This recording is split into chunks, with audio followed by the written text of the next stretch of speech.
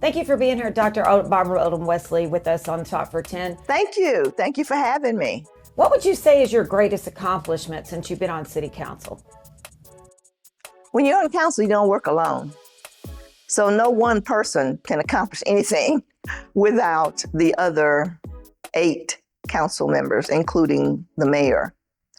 So it wouldn't be my single accomplishment, but I think the thing that we've done that's made a big difference in this city was when we established the Unity Council in 2020. And that was in response to the George Floyd murder. And the cities all across the country were establishing racial equity task forces and committees and commissions and developing a racial equity plan. And we did pass a racial equity resolution and got the buy-in from every department head in the city. But I really wanted to take a comprehensive look at inequities in general, because it's more than just policing and social justice. So I lobbied our then mayor, Jeff Williams, and told him my idea about the comprehensive look and the things that needed to be included, and he agreed. And so we established the Unity Council, and they divided into 5 subcommittees: education, economics, health and wellness, policing and social justice, and housing. And I already had in mind, when I talked to Mayor Williams, a person who'd be a great chair. So I lobbied Mayor Williams for Jason Shelton. And turns out he was the perfect person to chair the Unity Council. He was Director of African American Studies at UTA. So he came with the academic rigor, but also the passion for the topic and the work that had to be done. When Mayor Ross took office, he has established his advisory councils. And I think maybe there's 12. There's LGBTQ community, the African American community, Latino, Asian American, older adults, the youth. I can't even name them all. And those advisory councils report their recommendations up through the Unity Council. And the Unity Council makes the report to City Council so that they are adopted, implemented, and we just continue to make it a more inclusive city for everybody, for all the communities of interest. Arlington is the most diverse city in the state and the 4th most diverse city in the country. So we don't want to just tolerate all of these different cultures that are represented here. We want to celebrate them and be very inclusive and welcoming, and I think we're able to do that. Well, let me ask you another question.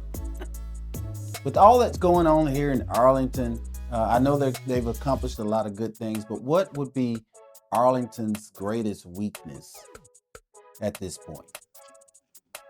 I have to say it's transportation. Even now, when I get in front of groups, that's the one big thing I hear. And I know we've been very innovative with the rideshare program that we have. But it has limitations. It doesn't come to your door like Uber or Lyft would. You do have to have the app. Well, you can use a phone call, but that's a barrier for some people. The phone call or using the app on the phone. And from talking with residents, it just doesn't seem to be reliable enough to be your everyday ride to work or your everyday transportation for doctor's appointments and that kind of thing. And I still hear complaints about that. So I think we need to expand our transportation system. And we have a plan because there was a citizen-driven task force, I forgot the year, but they had a plan called Connect Arlington.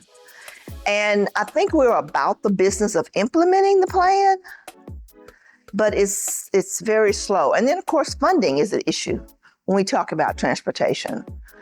So we have something realistically, but practically, I think we need to expand our transportation system. So what would you tell an average citizen that was thinking about getting involved? What advice would you give? Get involved. Civic and citizenship has its privileges, but it also has its responsibilities. And we need citizens. I mean, we have like 31 committees, commissions, task force, and opportunities where citizens can participate in the local government. And the more perspectives we have represented in the room, at the table, on the committee, then the better decisions we make. So everybody should be on something where their voices are heard. So how did you get into politics? Well, it was walked out in front of me. Both of my parents really active in community service, the church, the community organizations. My dad was elected to the Orange, Texas school board in 1964. And you know what was going on in 64. So he led the effort to integrate schools in Orange, Texas, which is in deep East Texas. That was quite a change for that part, well, for the whole country. We were all going through that. So public service is something that I've always done. Worked in the community, through church, through sorority, through the NAACP, through all these various organizations. And then my dad went on, once he moved to Arlington, became the first African-American to serve on the Arlington City Council, went on to be elected as mayor in 1997 and served there until 2003. So it was in my DNA and I didn't even know it because I had a 50-year career in health information management. And when I retired, I thought I was gonna travel and do some community service, of course, but running for office was not a part of my plan. But I guess the Lord had another plan. So what does retirement look like for Dr. Barbara Odom Wesley? I'd like to do some traveling. I'd like to, relax some, a little slower pace. I'm sure I'll be involved in the community in some way. I still have all these organizations that I'm affiliated with and I support their initiatives. And there's a long list of things I retired from though. And I'll tell them, I retired from early morning. I retired from wearing heels. I don't read minutes or review the treasurer's report anymore. But some initiatives that I would certainly support. And with my background in education, my background in healthcare, I could work on a board or a committee or something in those areas, I think. So what would you like to say to future council members to keep that progress moving forward? I think future council members, number one, it's not politics. At least I'd like to think it's not politics. This is public service. I don't let people call me a politician, because I'm not good at that. And it has a negative connotation. We're a public servant and we're here to help people. And if you want to run for office, you need to come with that kind of attitude. And this is absolutely not a place for partisan politics. We have so much of that now at the federal level, at the state level, even at the county level. And I'm so glad that when you run for city council, you run in a nonpartisan seat. And our service has to be nonpartisan, that we serve everybody. We're here to serve everybody. And I think that's the most important thing, to be inclusive, make sure everybody's at the table. And when I say body, I don't mean bodies, actually, I mean perspectives, that you have everybody's concerns, issues, cultures, so that we understand people, that we need all that in the room to make the best decision.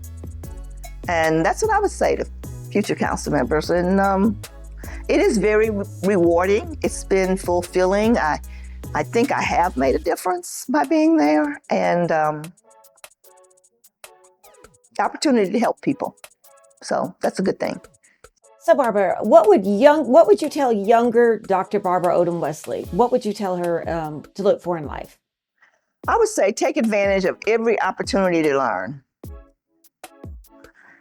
because you never know when you're going to need that learning. Get to know as many different kinds of people as you can, because that's going to broaden your own perspective and the way you look at issues and the way you have concern and some caring about other people. So every experience, every interaction, every relationship, it's an opportunity to learn. And so often I'll look back on something that happened and say, now what was I supposed to learn from that? And it may not have been a feel-good relationship, and maybe it was, maybe it wasn't, but there's always something to be learned. So that's what I would tell my younger self, and I think I knew that growing up. And all that I've learned over my decades of living, I think I put it all to use right here on this council. Well, thank you so much, Dr. Barbara Odom, for taking time out to come on Talk for 10 podcast and tell us about the city council and all you've done. Yeah, we really enjoyed it. It was really informative, and you're always one of our favorite people to talk to. So we really appreciate you coming out. Thank you. So, of course, like, subscribe, and hit that notifications button so you can stay tuned for Talk for 10 podcast.